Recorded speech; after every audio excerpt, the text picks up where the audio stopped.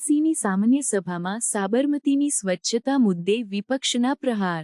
સાબરમતી નદીનું સફાઈ અભિયાન માત્ર એક ફોટો સેશન છે।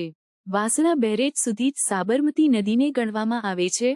વાસણા બેરેજની પાછળ શાસ્ત્રી બ્રિજ નીચે કોઈની તાકાત નથી કે કેમિકલવાળા પાણીમાં ઉતરીને સાફ સફાઈ કરે। દર 5 વર્ષે નદીને સ્વિમિંગ પૂલ સમજીને ખાલી કરવામાં આવે છે। अहमदाबाद म्युनिसिपल कॉर्पोरेशन ने साबरमती रिवर फ्रंट को सिर्फ जो वासना बैराज है वहीं तक गिना हुआ है।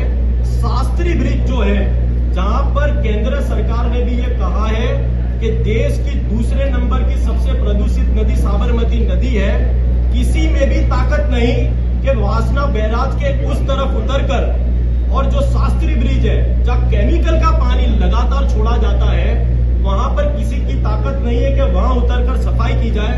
फोटो सेशन के लिए हर 5 साल में स्विमिंग पूल समझकर इस नदी को खाली किया जाता है और झाड़ू लगाई जाती है, जबकि 350 से अधिक बाउंसर अहमदाबाद म्युनिसिपल कॉर्पोरेशन द्वारा रिवर फ्रंट पर लगाए गए हैं। वो बाउंसरों का काम है सेफ्टी देखना, सफाई देखना।